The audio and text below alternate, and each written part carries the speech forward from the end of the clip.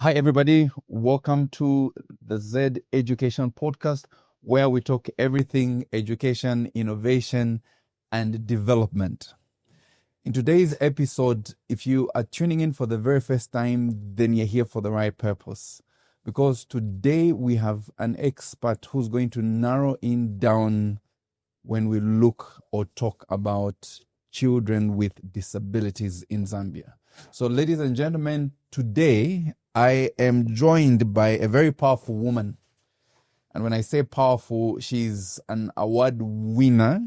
From what I have, she has 2 awards that she has won. But let me just introduce you to who she is. Our guest today is Madam Mikala Mukongolwa.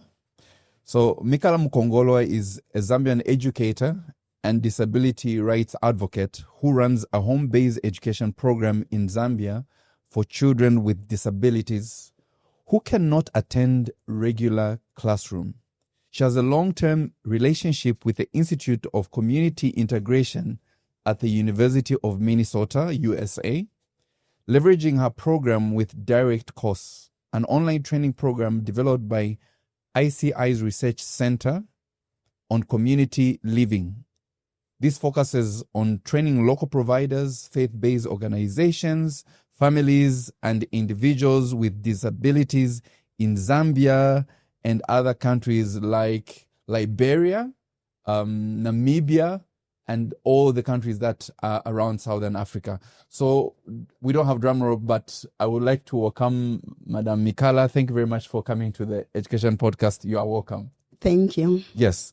You are an award winner, I believe so. You have 2 awards to your name. Yes. There's a chairman's award under the Anakazi Banking, Stanbic Anakazi Banking Award. Yes. That you got. What's the other award that you have? It's from 5 Roses. 5 Roses. Yes, a woman of excellence. A woman of excellence. Yes, that's dealing with community-based rehabilitation of children with disabilities. Okay. Yes. Okay. So the year that you got your award at the Anakazi Banking Awards ceremony, one of the things that was given as you were being introduced is that you had a great role to play in setting up the Bioleni Special Needs School. Can you give us a background? What was your role? What were you doing there? Yes, I had a big role. I started working at Bioleni when it was not even there. It started under Bioleni Primary, and then eventually we started building up the Bioleni Special Needs Project. Okay. And I was working with the Sacred Heart Sisters of Jesus and Mary. So as I was working with them, I set it up because I worked there for a good 18 years. Yes. Okay.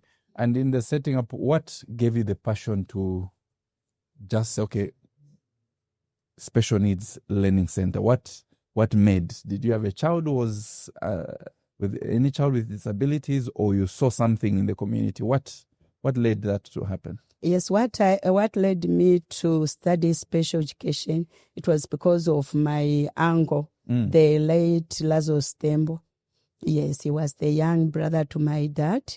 He was blind, as you all know. He was a musician, and he used to work at the University of Zambia. Who's that? My uncle, the late Lazarus Tembo. Lazarus Tembo? Yes. Was your uncle? Yes, Oh. And he was blind. And as I was trying to help him, I noticed that he used to use Braille. Okay. So I was interested in one day writing to him in Braille. So I went and started studying at Zambia Institute for Special Education. Okay. And I achieved my objective because whilst he was still living, I wrote a letter to him in Braille. Wow, And he was so happy. That's nice. Yes, and from there, the other thing that prompted me to study special education, I was given a grade 1 class, and in that grade 1 class, there was a child who had intellectual disabilities. He was 9 years old, and he used to look big among the other kids. But by that time, we used to use what we call BC course. So we used to do a lot of stand up, sit down. When you tell the class to stand up, him would remain seated. But when you tell the class to sit, that's when you would stand. So I started now trying to find out how best I could teach him. And when it came to reading and writing, he really did nothing in class. I see. So that's also prompted me to go to Zambia Institute for Special Education to go and try to find out the methodology of teaching that particular child. Is it Zamise? Yes, Oh, Zamise. okay. And there I was given the methodology. I came to try it out, and that child learned how to read and write. Then I said, maybe God is calling me to be a special teacher. And I applied and went for studies. So Zamise, right now, it's the one in Kamwala. Yes, Okay, it's in okay. Kamwala, behind Kamwala Secondary So School. from there, did you go to any other university? And if so, what qualifications do you have where you are right now? Yes, I went, first of all, at Zamise, I did a certificate in teaching children with intellectual disabilities. And then I went back for a diploma in teaching children with disabilities at the same institute. And then from there, I went further to UNZA, and I did a degree in special education. And then I went further and I did a master's in special education. So the thing is, when I was doing my master's, I was doing master's at the University of Zambia and also at the University of Minnesota.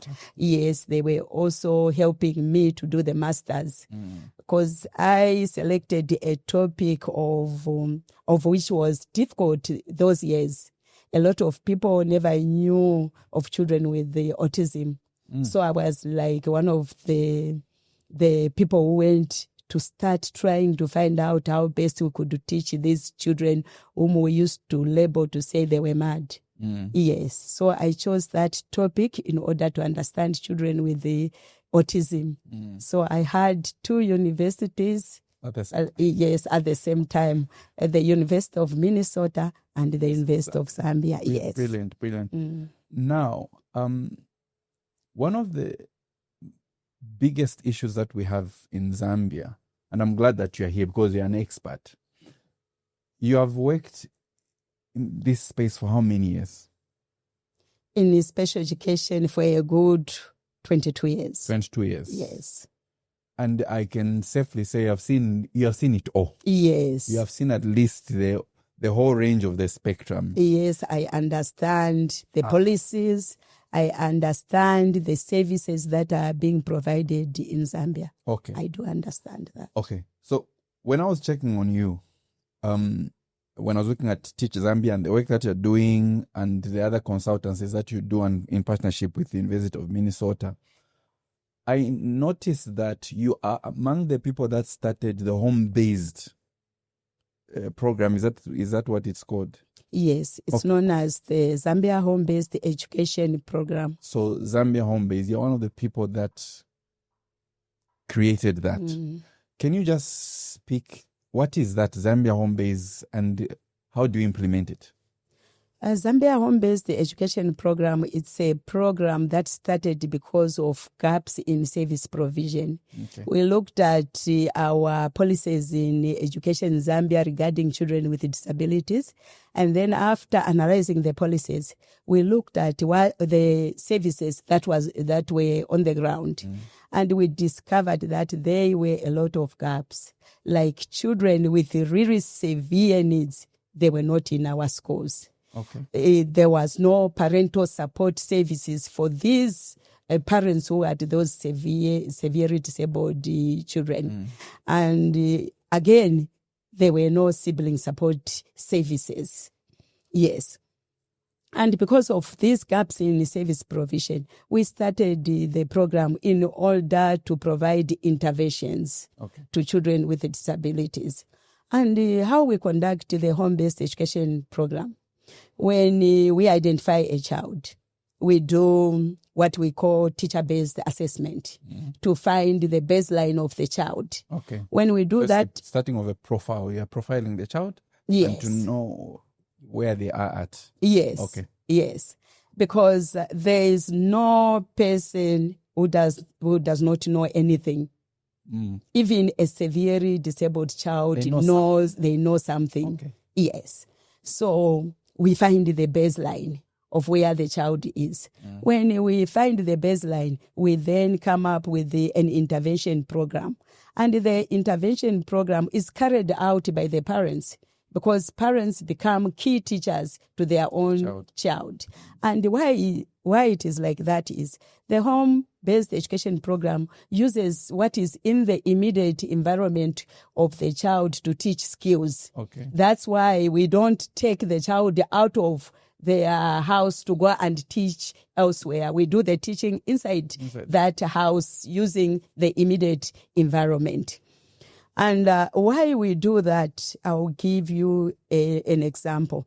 When you get a child to an institute, in an institute, a child who is coming from a village will have a shower, and then regarding mobility, there will be pavers. So it's easy to use crutches, to use any form of mobility aids in that particular environment. It's a perfect environment. Yes. Okay. So when you teach the mobility skills, you teach activities for daily living skills in that environment, the child will get it 100%. But when now you go and integrate the child back in the village, they will be at square one. I see. Why? It is because the environment is different from where they were learning from. And that's why we designed the Zambia home-based education program to be in the immediate environment. If the people at that village, they use a dish in order to bath, we have to teach that child to bath independently using that dish. Yes. And if the child does not know how to stand independently, we use the sticks, other support materials within the environment, because we don't use expensive equipment in order to teach a child. Okay. We use the equipment that is there, maybe getting fruits, getting pieces of sticks, yes, using the mud, the sand, the stones, the sticks, the twigs, whatever is in the environment, we use it for teaching. Okay. Yes. From your experience in visiting many rural areas in Zambia, I want you to share with us what are the things that we as a people could have been doing or we are still doing that are a form of discrimination. I'll give you an example. There are many places where I hear that people would hide children with disabilities. Others would even maybe disown them. Is that true? Like, what really happens in our communities to make sure that we have a clear picture of what we're dealing with? Is everyone, you mentioned that there's lack of parental support or sibling support. Is it true that in certain communities here in our country, there are children with the disabilities that have suffered loss because people didn't really know that it's a condition? Is it something that we can, is it contagious? Before we speak of any type of disability. Okay. Yes, what I can say is we have negative attitudes at different levels of society. And those negative attitudes starts from where the child is born. You find that a child with a disability is born and they will name that child as Mavuto, Manyando, which means they are not accepting that child, but they have already started giving a label, to that particular child. And it does not just end there. As this child is growing, then they will see the challenges and they will now start hiding the child from maybe taking the child to church. It is because in churches also there are negative attitudes. In church? Yes, in churches there are negative attitudes. How? Examples? I'll give you an example of negative attitudes. When a child with some churches, when a child with autism is taken to some churches, then whoever is preaching will say, this is a spirit in the child. So we are going to pray for this child to be free from this spirit. And yet autism is not a spirit. So they'll start praying with the parent for the spirit to come out. Now just imagine if you are a parent. Every Sunday you go in front for your child to be So the child to has be delivered. devil in them. Yes, to be delivered. And that thing is not coming out. It's even growing because there's no proper intervention to readdress what is with the child. So at the end, the parent who might even stop going to church because the church would have failed her. And the other example I can give to the church is most of our churches are filled up with already arranged benches and chairs. Imagine you are a wheelchair-bound person. When you want to get into the church, there are steps. It means people have to lift you to go into church because you can't actually go in with your wheelchair. The church is already filled in with the chairs and the benches. You have nowhere to sit. So you should be carried as an adult into the church. It's embarrassing, and that's why you see that most of the wheelchair-bound people, they don't even come to our churches. It is because of such negative attitudes. So us, when we go as if we're trying to help them, they don't like that. No. They would rather, at least if there was a provision for them to use those inclined planes, then they push themselves. Yes. Okay.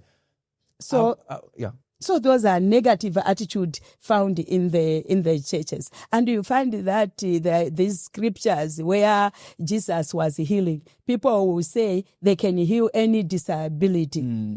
They can heal any disability. But to me, I believe to say, when a child has that disability, God was pleased with that. And that's why that disability is there in the child. But now we have some people who say they can actually heal a disability. Are there any bad, what are you calling them? Negative attitudes that maybe are found in certain specific regions, maybe due to certain beliefs that a certain region has, or is it an African thing that, for example, you've highlighted, we tend to see a disability as a spiritual matter when in fact it's not?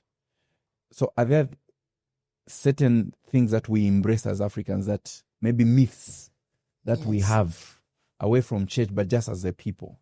Yes, they are there. Let me give an example of people living with those who are albinos. Yes. There are a lot of myths that surrounds them. One of it is when a pregnant woman is passing by someone that is an albino, they will start spitting inside their dresses. Yes, say they do that because across Zambia it is believed to say if you come across an albino, it will mean that even your child, your unborn child in your stomach, will also tend to be an albino. Right. So the way to prevent it is to spit inside your dress. And these people living with the albinism, they know these things, and they see to say, oh, there's a pregnant woman, and this pregnant woman will start spitting. They know it, and they feel bad about it, because if you are a human being, you wouldn't want someone to spit at you, not at all.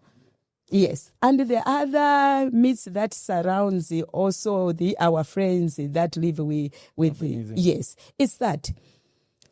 When it's believed the whole Zambia to say they don't die, but they just go to heaven. So now... Before you continue there, I grew up believing that, because there will be a phrase which is not polite, but I'll say it for the sake of this candid conversation. There will be a phrase that they do not die. That's why you never seen any funeral. And that statement will seem to be very true, because if you think around, we'll see them, but we don't. Where does that come from? It comes from ritual killers. Okay. Yes, we have allowed the ritual killers to kill these people, because no one will go and try to find out. So they go missing. Yes. Okay. Because someone has actually gotten them or even killed them. Then it's all quiet. people will say, no, they have gone to heaven. And yet we are encouraging these ritual killers to kill our children, to kill our relatives. I see. There's no one who can go to heaven like Elijah these days. No. These people are killed for rituals. For rituals. Yes. I see. And it's something that I think for the longest time, I don't know about these guys here, if you've... Steve, huh? Yeah. But that's correct. Now, let's talk about the various types of conditions that are under the spectrum. And I know there's somebody who's watching who can be wondering to say, what are the things that I can look out for? For example, how can I tell, before I even take my child for any assessment, how can I tell that my child has autism? Yes. You can know to say your child is autism because some children have got rituals. They'll flip their hands. They'll be producing sounds. Maybe they'll stick to a particular color. And when you say stick to a particular color, what do you mean? They would want, if they like yellow, then they would want to wear something yellow, anything yellow in the environment, they would just go for it. So it's like obsession with one color. Yes. Okay. Yes. And the other thing is they have challenges in communication, socialization, and imagination. Okay. So communication, socialization, and imagination. Yes. Okay. So communication. So if I have delayed speech, how do I differentiate from delayed speech or to the one which is associated with autism? People with the autism, some of them, you would speak to them, they won't speak back. Okay. But on their own, maybe behind where they are quiet, you hear them talking, but they wouldn't talk to you. Okay. Yes. And some will talk even when he's just a young child, 3-4 years old. They will talk in a deep voice as if they're adults. Really? Yes. So could that be, there was a case in was it Chongwe? That there's a baby who was talking to the mother. What was that child saying? The mother of Malay? Yes, like strongly, like it's an adult who's calling. Could that be maybe a case? Unless we do an assessment. An assessment. Yes, I wouldn't say that's the case, but unless if we do an assessment. Okay. And these children, they don't have an eye contact. They can't look like... No. How do they look? Is it they'll just be looking down, looking elsewhere. And that's why in their communication strategies, if you want to teach them communication, you can use pictures. Okay. Yes. They are visual learners just to improve. Okay. Yes. Then other things that a parent maybe should look out for, you've mentioned there's imagination, there's communication, and there's socialization. So any other thing that anyone should look out for and say, maybe if you see this, you may, not that it's conclusive, what other things? They don't want to be among fellow human beings. They will just be on their own, or they can interact well with the dog. And one funny thing, they like snakes. They like snakes. They like snakes? Yes. There was one day we were in a hall, and in that hall, we don't know where a very big snake came from, but it passed through a lot of people. And then this child with the autism, he was a boy, 7 years old, he just saw it.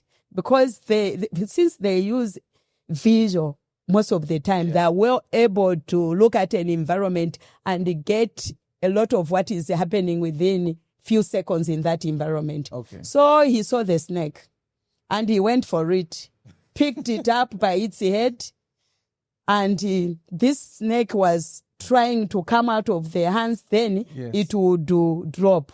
And that made him to go and look for it more and more. Why? Trying to run. Yes, because they want the stimulation. They like stimulation, children with the autism. The snake is and it is like when you hold something that shocks you, that's how the snake is. So that shocking thing, that's what he was looking for in a snake, and he went on and on grasping this snake, but it didn't bite him in any way.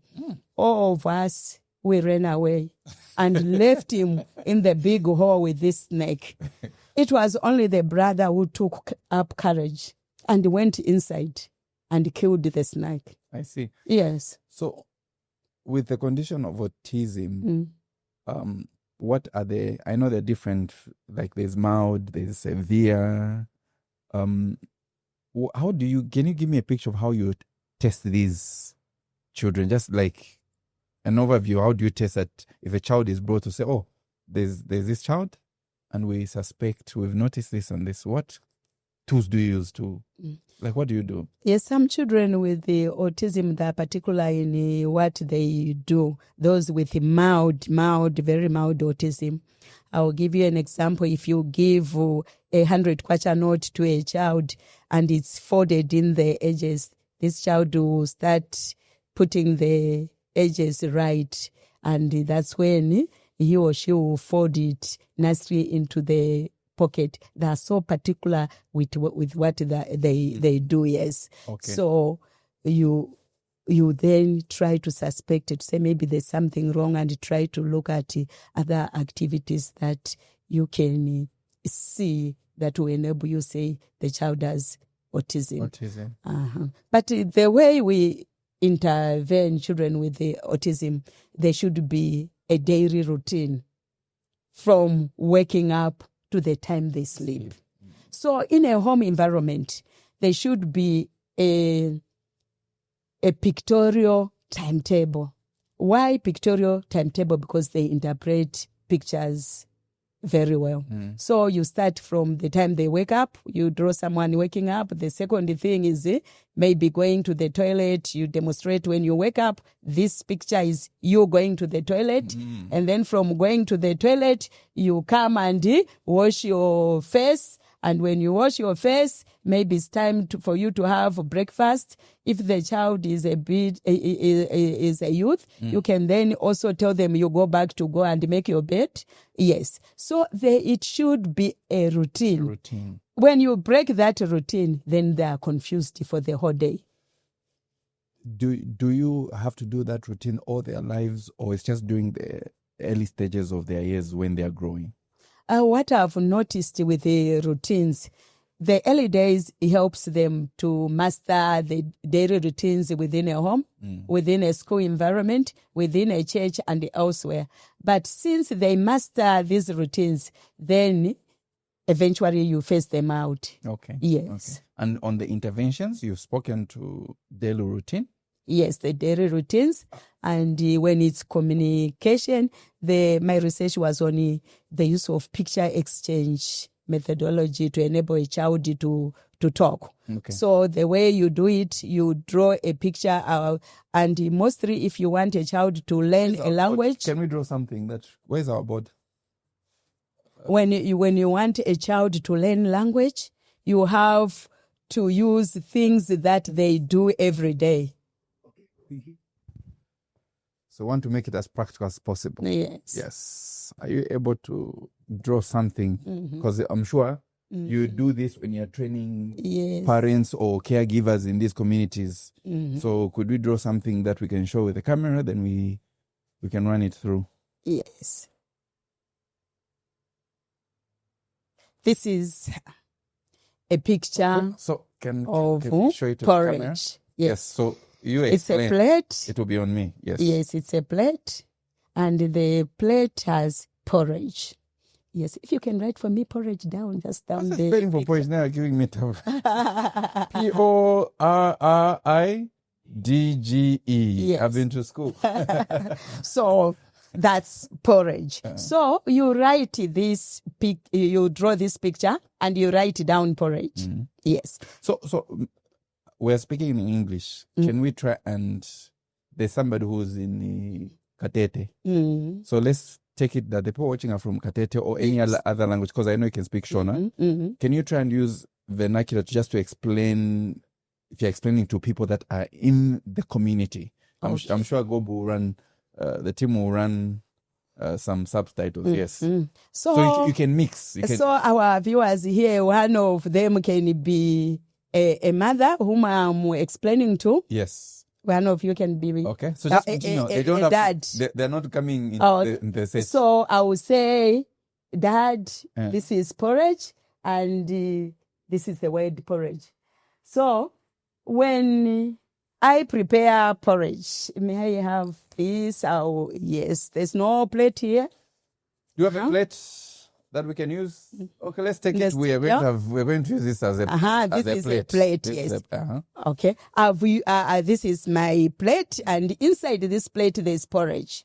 So I would have drawn this picture already. I would have explained to the parent to say, when I'm giving you the porridge, you show your child porridge, then the child will hand over this picture to me as I exchange with the porridge that I am giving. Okay. Yes. So I'll come with the porridge. Yes, I've prepared porridge for you. I know you like porridge. So here is porridge. Then the child exchanges. Then you, the dad, say porridge to your child. Porridge. Porridge, Sunny. Yes, porridge. Porridge. Then you exchange. So this means that when this child wants porridge, we'll go and get the picture of porridge and he gives it to an adult. The adult will exchange the picture with the actual porridge. Okay. And that's what we call picture exchange methodology of teaching language. Yes. Okay. And we are using the verbal language here, which means the child is actually getting it from both sides. His own language of analyzing the picture and the actual verbal utterances of porridge. So eventually the child won't be using the pictures. Okay. They'll end up saying porridge. Because they would have learned over time. Yes. It's getting very odd. Can you have the fan first guest?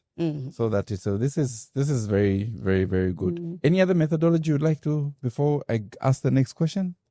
Yes. Any other intervention rather? Yes. So when we say they follow routines, it also goes with the arrangement of a particular room, house where this child lives. A child with autism, starting from the kitchen, the sitting room, the bedroom where this child stays, things should be left at a particular place for a longer period of time. Okay.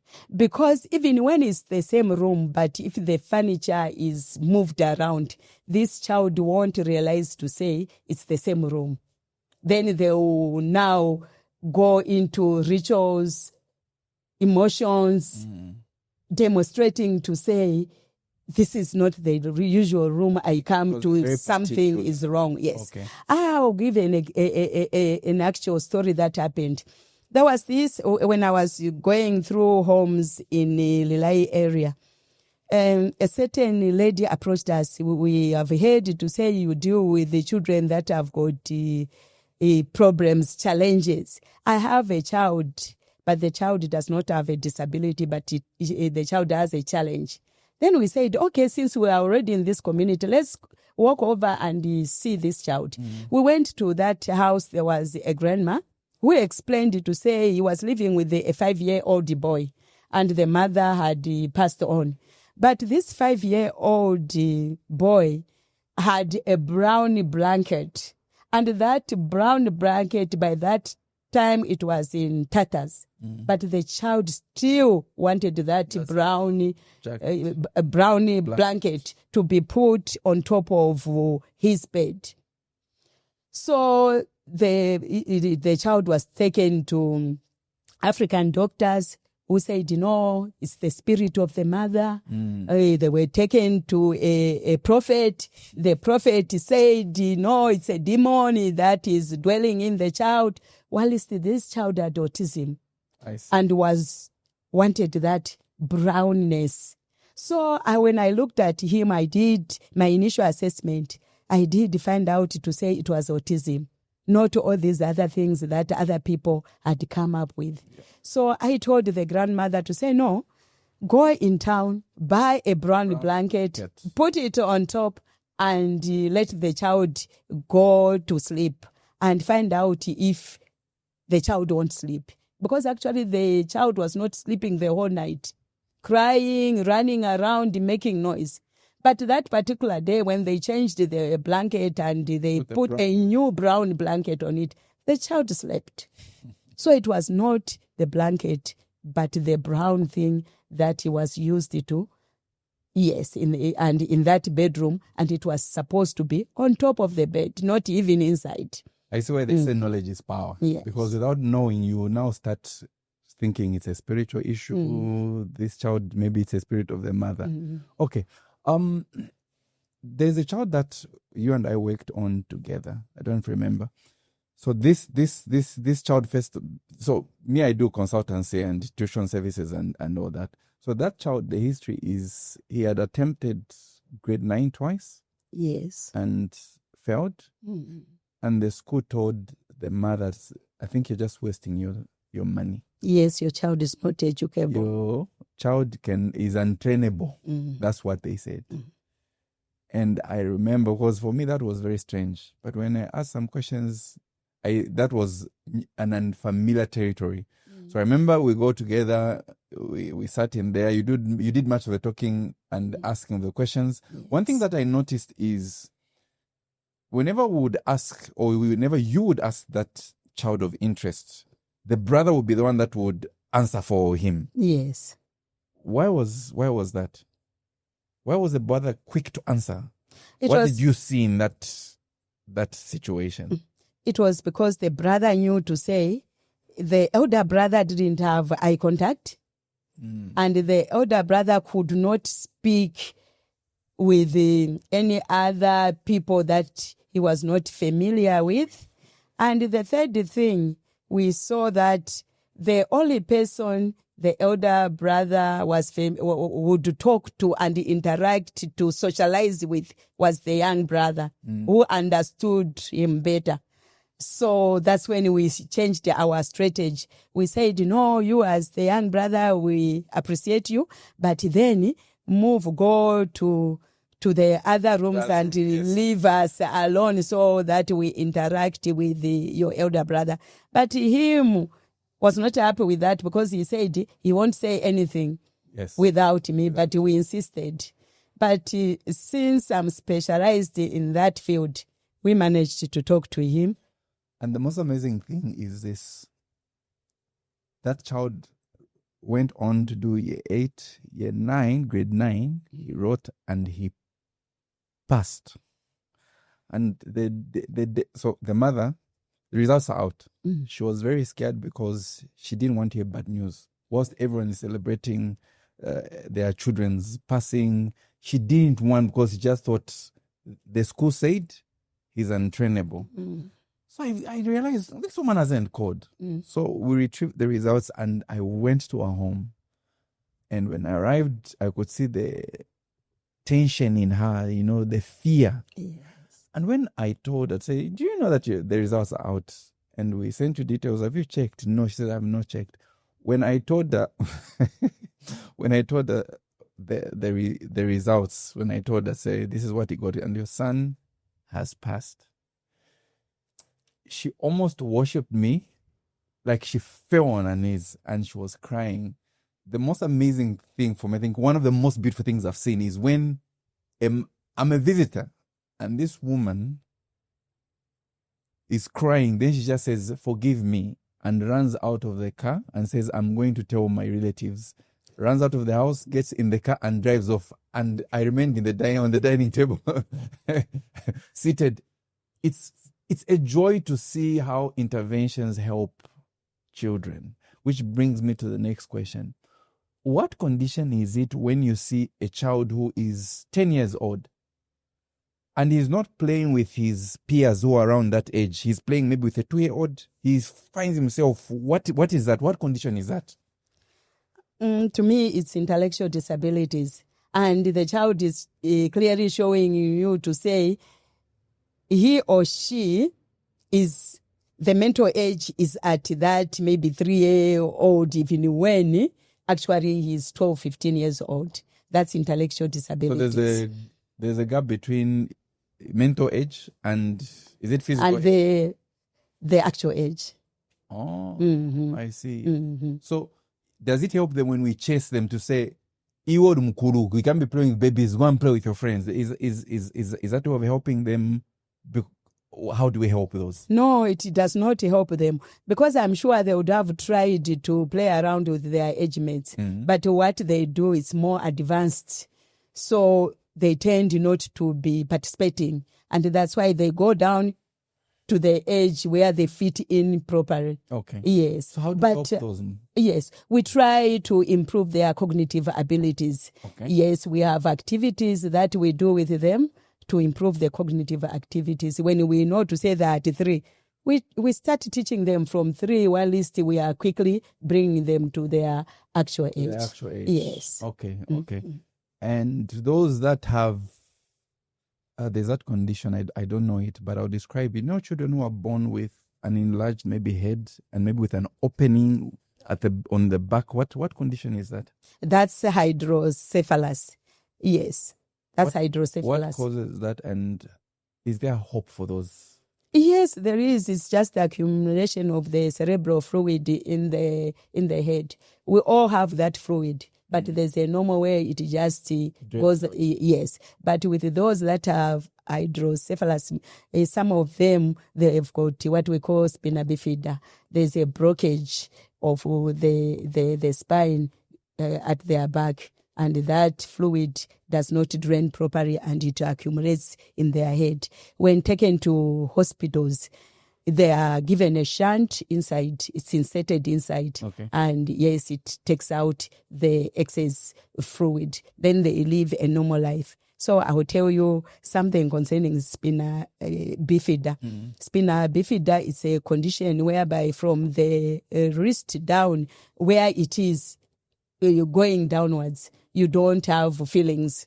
So from the west going this side? Yes, where it is behind you. Okay. Yes, it's sometimes it is in levels. Okay. But the severe one has got a deep hole, which means the spinal cord has ended there, and down there, there's nothing. So there was a child who was born with that.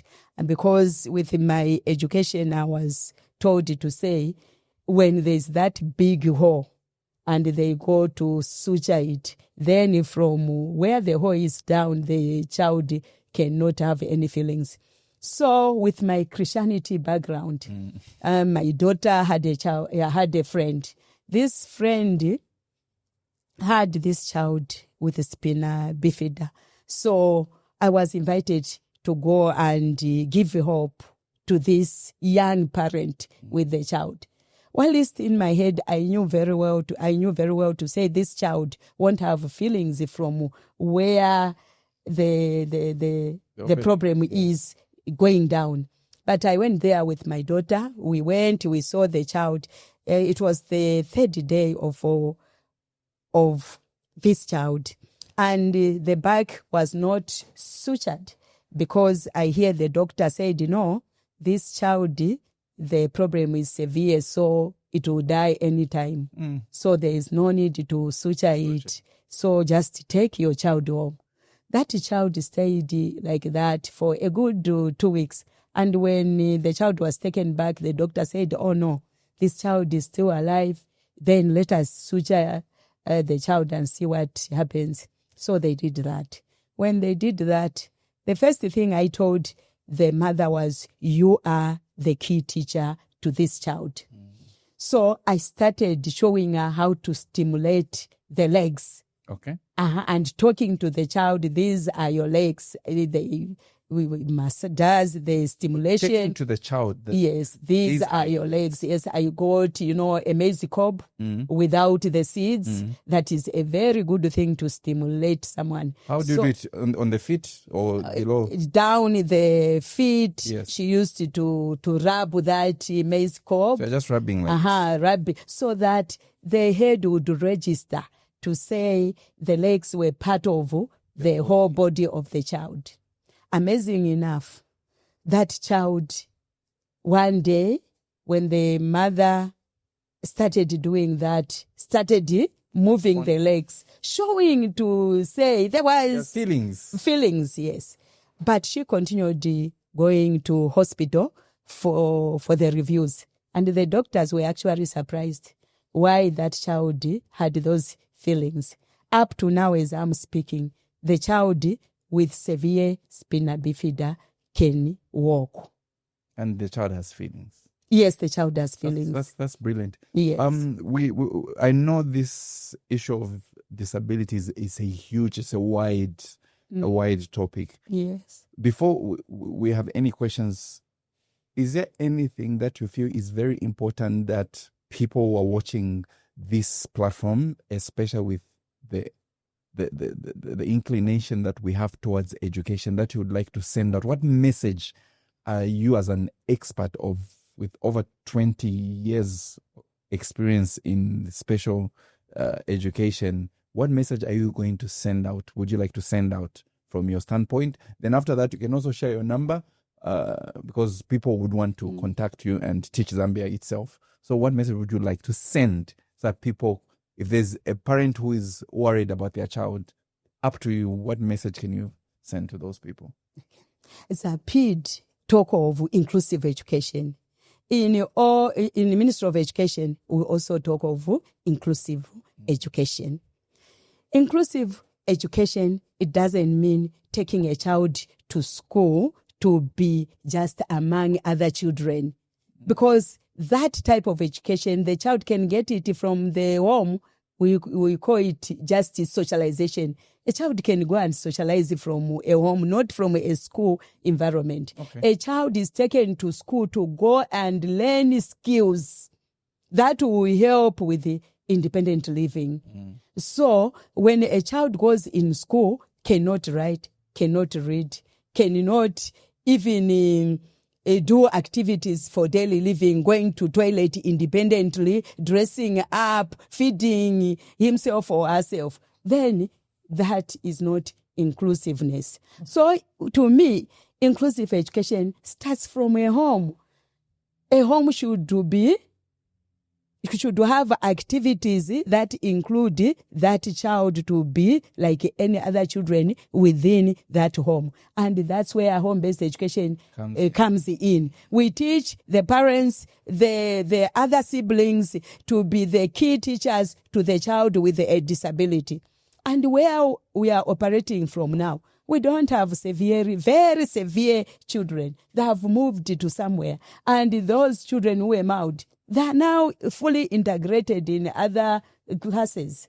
A child who would not have seen a school door, they are now going into these normal schools because of home-based education program. So inclusive education is not all about education in a school environment. It's education in a home environment, education in the immediate environment, the community, the churches, everywhere where this child goes to, there should be inclusiveness. Okay. And that's what I believe in. Okay, that's good. So home is the foundation of inclusive education. Now, 3 tips. I once heard you mention that if a child is delaying or has speech delays, there's an exercise that you do for. Is it for blowing?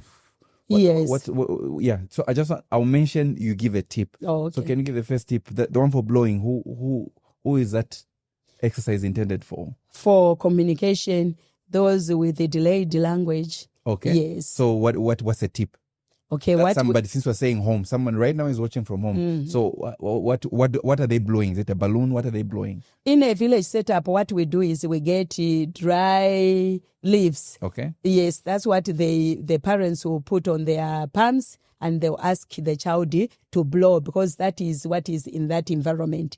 But in an urban environment, it's not just the blowing of leaves. We do a game. Okay. We call it a football game. Okay. So we get 2 goalposts using stones on both sides where the child is and where you are as a mother or a dad or a sibling. And then when we put those goalposts, we get a piece of tissue. We put it on the center. Then we tell the child to say we are playing football. So you make it into a ball, the tissue. Yes, a Slight small material. thing, yes. So the child will be blowing towards your goalpost and you'll be blowing towards the child's goalpost. But make sure that you even give chance for this child to score. So that they're encouraged to blow more. Because what we want in this activity is the child to do the exercise of blowing without actually knowing that they're doing it for the purpose of learning how to talk. Okay, Yes. that's good. Any last tip on any of the conditions? I would want to talk about deaf-blind. Okay. A child who is born with 2 conditions cannot see and the child cannot hear. So it means this child, he or she is in their own environment. When you don't touch that child, even when you are next to the child, they won't know to say there's a human being because they can't hear you moving around and they can't even see you.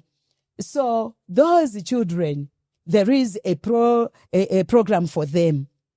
And then we talk to them and they talk back to us using their hands. Even their sign language is not sign language that you sign while least they're seeing. You sign on their palm and they get it. Even their alphabet, when teaching them, we teach the alphabet on their palm. All right, on the palm. Yes. Okay. So I can take a deaf-blind person to go and watch football.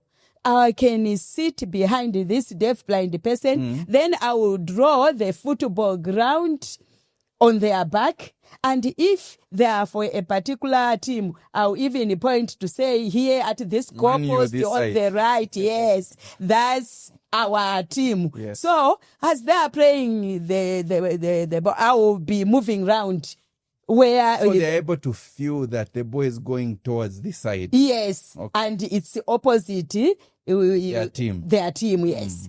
And when the ball goes into the goalpost, then I'll even indicate and it's in. Yes, it's in, and they'll even be happy themselves. And people that are seated around them, they won't even know to say they're deaf-blind because they are getting the whole football activities behind their back.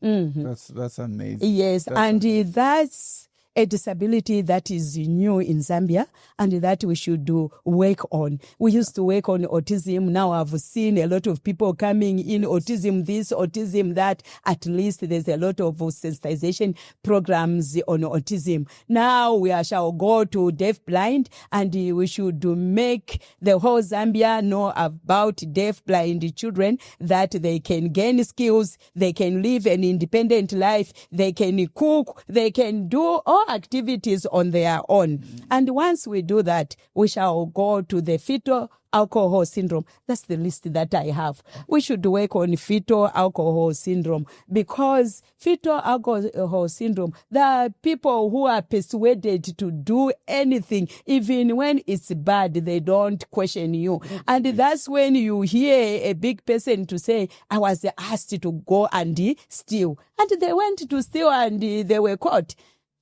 And so that is the condition from the time that you were in your mother's womb because of alcohol habits. Yes. Oh. So we should also tackle fetal alcohol syndrome because I've seen a lot of people in our communities, they drink a lot. And they drink even whilst they are expecting. And that causes fetal alcohol syndrome. Thank you. I think we should have a second episode of this topic. Why? Because there's one condition that I believe most of us in Zambia, it is there, but no one really addresses it. And I don't want you to address it, but I would still mention it. Dyslexia. Yes. I think majority of us were dyslexic, but you just find that every time you're told to read the book Muklasi, but you're reading other things, but no one really talks about it. Why is... I had some friends of mine who left Zambia and went to the UK. And they had almost finished their schooling year. They were thinking grade 11. When they went there, when the school did an entry assessment, they were diagnosed to say, you are dyslexic. And this is someone who had been in the schooling system for 11 years. But here in Zambia, there was nothing. So we'll have that discussion. Now, are there any questions from the people that are in the room? Anyone with a question? Anybody with a question? Do we have a microphone? Yes or no? Okay. Okay, yeah. So what's the question?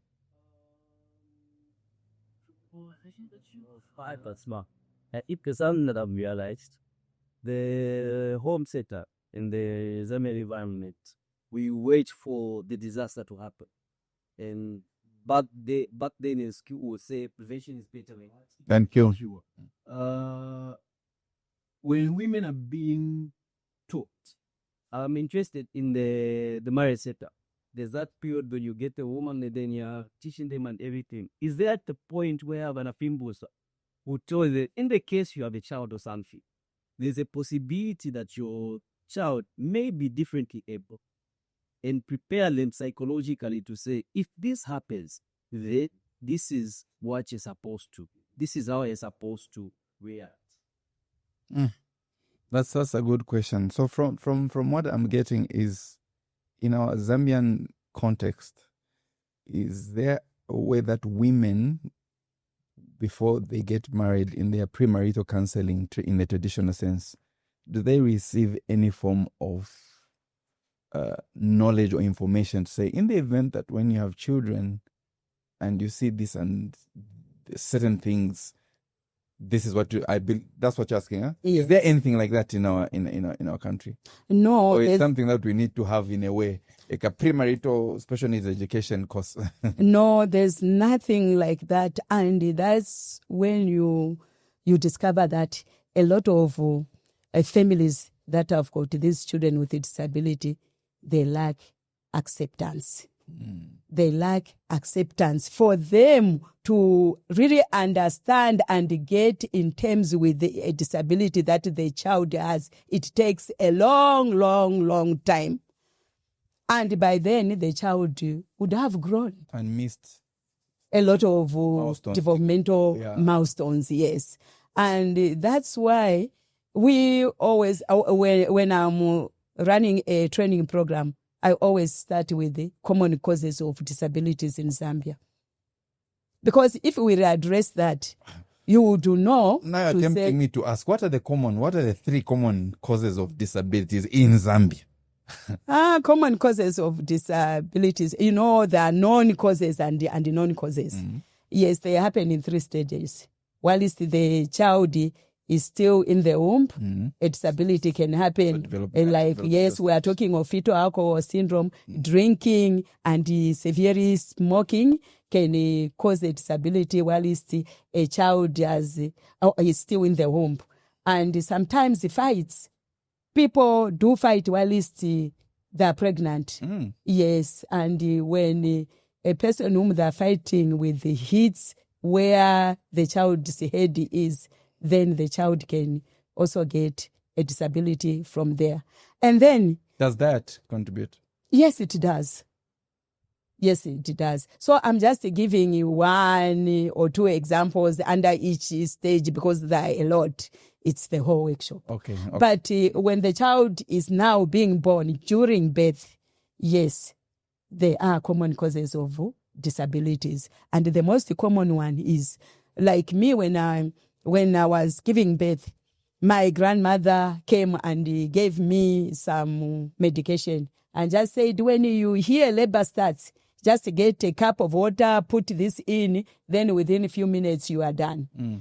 Yes, that happens. Within a few minutes, it's true, you are done. But that causes a disability because the child is not moving in the birth canal in a normal way. He is being forced, is being rushed, and is being pushed towards the walls of the birth canal. And the head of this child is soft. Very, very soft. It's not hard. So that can also cause intellectual disability. Meaning women should be careful with whatever they are given from anywhere. Say, drink this and to enhance and... Okay. Yes. Okay. Uh-huh. Okay. And when you have a premature child, when the doctors are using forceps to deliver a premature child, when they are not used properly, then it can cause a disability. Yes, in the program, we have a number of children with the disabilities, yes, those premature ones.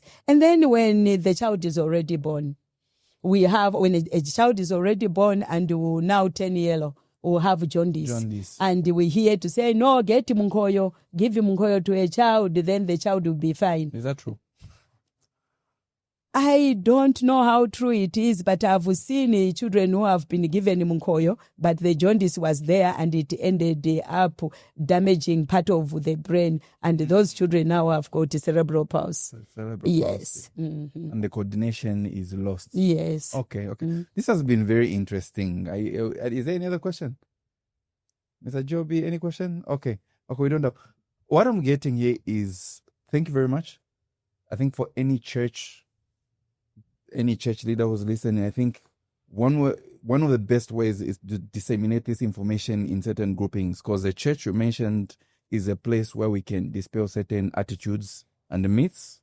So if you're a church, you are a community, I think we have an expert here from Teach Zambia, Madam Mikala Mukongolwa, who has vast experience in working with children with disabilities, one of the authors and developers of the home-based education program in Zambia. And this program is even being adopted by other countries because of what Zambia has done in developing and implementing this program. So thank you very much for joining the Education Podcast. Hope to see you again. And remember, subscribe and give us the support that we need. Thank you. Thank you.